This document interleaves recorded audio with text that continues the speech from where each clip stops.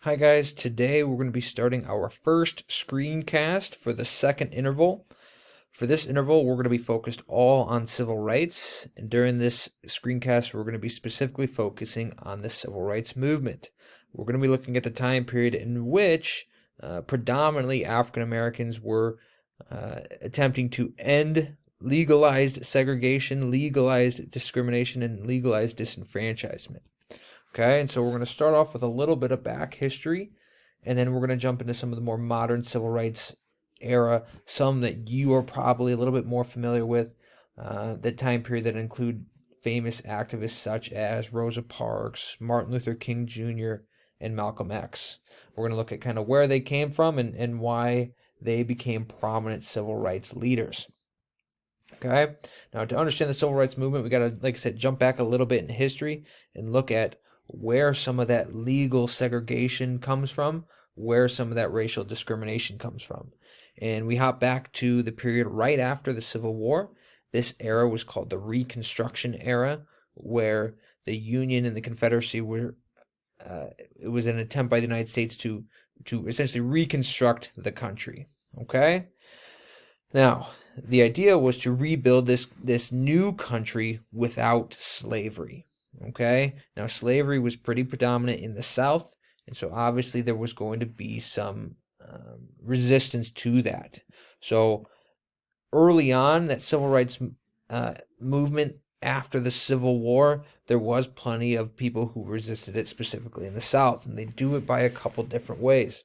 One kind of most infamous way is these things called Jim Crow laws. Essentially, this allowed legal segregation, meaning there was going to be areas in public places that were only allowed for people of specific color and race. Okay? When it came time to vote, many times African Americans were required to take a literacy test. Now, we're going to post one of those literacy tests on Google Classroom for you guys to take so you can see what some of those literacy test questions were really like. Now, a literacy test is designed to determine an individual's ability to read. If an individual can't read, they weren't allowed to take, or they weren't allowed to vote. Okay? Many other people were required to take or pay what's called a poll tax, meaning you have to pay some money in order to vote. And for many African Americans after the Civil War, where slavery was just outlawed, most of them didn't have very much money. Okay, we also saw groups such as the KKK, the Ku Klux Klan, rise to power after the Civil War. They would use acts of violence and they would attempt to try to ensure that segregation would continue. Okay, now there were some early on civil rights movements, some kind of good stuff that was going on after the Civil War. Now, the Civil Rights Act of 1866, this was designed to give African Americans the same legal rights as whites. Once again, not necessarily always enforced, especially in the South, but it was a step in the right direction. The 14th Amendment stated that anybody who was born in the United States is a natural citizen of the United States, which therefore gives them those rights. The 15th Amendment in 1870 gave African American men the right to vote. And then also a couple different groups were formed after the Civil War. Some you may be familiar with, including the NAACP, which tried to fight for racial equality. They tried to fight in the courts and get legal changes by law. Okay? Now, one of the first key events or key issues regarding the civil rights movement involves the major Supreme Court case called Plessy versus Ferguson. Now, the Supreme Court decided that segregation was legal and that they were allowed to have separate facilities for both whites and blacks. For example, here, I put this picture. The idea was that both facilities must be equal. But if you look at this picture here, you can tell that in this case, the facilities involving just simple water fountains, the ones for the whites was a lot more nice, a lot fancier, a lot better than the one for the blacks. This included, like I said, different facilities. Could be bathrooms, could be restaurants, could be movie theaters, could be stores, it could be anything. As long as they were equal, that was allowed. But in most cases, you had situations like this where the separate facilities were not equal. Okay? This also happened with schools. And so one of the first kind of major landmark Supreme Court cases in favor of civil rights was this thing called Brown versus Board of Education. Okay? And as you can see here, in the South, once again, many schools in many states supported segregated schools as long as they were separate but equal. However, in the 1950s, you can tell here, Mississippi schools, the amount of money given to each student was far greater for white students than it was of African American students. Okay? And so, this individual, this girl, Linda Brown, she's from Kansas, she had to be bused all the way to the other side of town just to attend an all-black school, and it was very difficult for her to make that bus ride. So her father sued the school district, wanting her to be able to attend the white school. And in a major Supreme Court decision, the Supreme Court decided to overturn that Plessy versus Ferguson and state that all public schools must desegregate with deliberate speed, meaning they weren't allowed to have separate black schools and separate white schools. However, once again, there was a lot of resistance in the South, and many of those states took a long time to desegregate. Okay, even though they were supposed to do it with fast speed, they moved rather slow. Here's a picture of Linda Brown. She's up here on the left. All right, one of the examples of a case of desegregation of schools is this group called the Little Rock Nine. Now, this was 9 outstanding, excellent African-American students. They were handpicked to integrate into a white school, Central High School in Little Rock, Arkansas. Now, many people tried to stop this, including the Arkansas governor, Orville Faubus, said that he wanted to keep the school segregated. President Dwight D. Eisenhower sent in federal troops to defend and desegregate the Central High School, essentially allowing and protecting those 9 African-American students to enter the high school. They were protected by federal law. There's a picture of the Little Rock Nine. Okay, here's another picture as they enter into the school. This picture up here on the left is a very famous picture as one of the students was entering into that school. Okay, another example of a civil rights movement was the Montgomery bus boycott. While once again, even though schools were being desegregated, many other public facilities were still segregated, including the buses. Okay, white passengers got to ride in the front, while blacks were forced to ride in the back. And if any of those seats were full, the blacks had to give up their seats and move into the back. Okay, obviously we know who the key individual in this is. Rosa Parks. She was very famous because she refused to give up her seat, and she was arrested.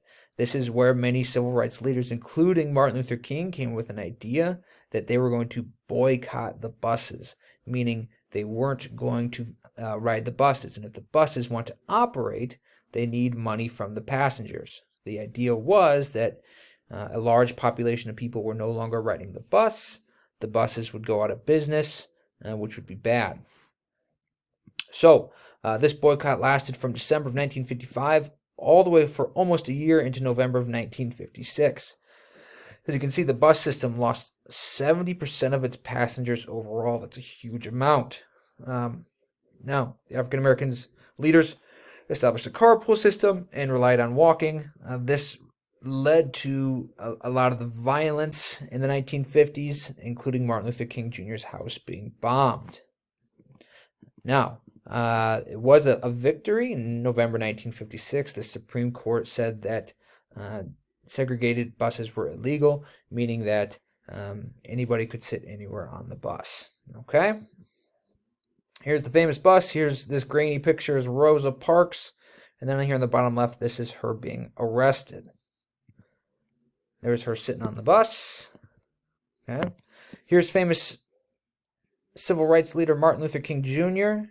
Here's another picture of him on the right with other famous leader Malcolm X. Another major civil rights movement was this thing called the Greensboro Sit-In. Several African-American students sat at a counter of a white diner all day and hoping to get service. They sat there until they would actually be served, and they wouldn't give up their seat until the people would give them food or give them service or what have you. This caused many other people throughout the nation to start doing sit-ins. These African Americans were usually met with violence, as they obviously you can see from this picture here. People would dump soda, they'd dump food, they'd dump all sorts of stuff on them, making it very hard to sit there and try to get that service.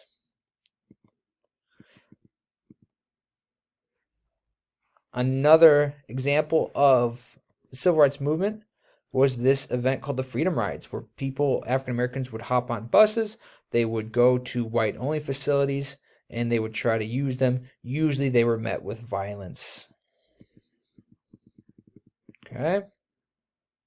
Now, many of those earlier movements required a lot of nonviolence. It required a lot of taking of beatings, killings, humiliations, and some people were even getting tired of this. And so there was a split in the civil rights movement. People such as Malcolm X, Stokely Carmichael, the Black Panther Party decided to try to fight the civil rights segregation with force. They believed in that they need to take up arms, they need to defend themselves against the whites that are threatening them. Okay, now the civil rights movement kind of comes to a close at the end of the 1960s. Martin Luther King Jr., he's assassinated on the balcony of his hotel by James Earl Ray. This causes massive riots throughout the country. Malcolm X, he's assassinated in 1965. He was assassinated by one of his fellow black Muslims because after he went to Saudi Arabia, he decided to switch his style and focus more of a non-violent movement. And many people believe that he was a traitor to his original cause. Medgar Evers, he was also killed. He was the leader of the NAACP. He was shot and killed in his front yard. And this kind of ends that civil rights movement. Now, even though these individuals were assassinated, the civil rights movement experienced lots of success, including successes from those sit-ins, successes from the Montgomery bus boycott, successes from the desegregations of schools and other public facilities. Okay, so as you guys start looking at your assignments for this second interval, you're going to be focusing on a couple different things. You're going to be looking at a couple other different civil rights leaders who are not so well known. You're going to have a couple different videos that you're going to watch and look at what their style was on how they wanted to achieve those civil rights. Okay, you're also going to have the opportunity to take one of those literacy tests. Like I said, you're going to be able to take it and then answer one short question at the end of that. There's a couple assignments. Just once again, reminder that second interval ends May 8th. If you guys have any questions, feel free to shoot me an email, Mr. Schaefer an email, Mr. Van Winkle or Miss Wessel an email. We are all available to help you. Make sure you guys are staying on top of your assignments, and good luck. Have a great day.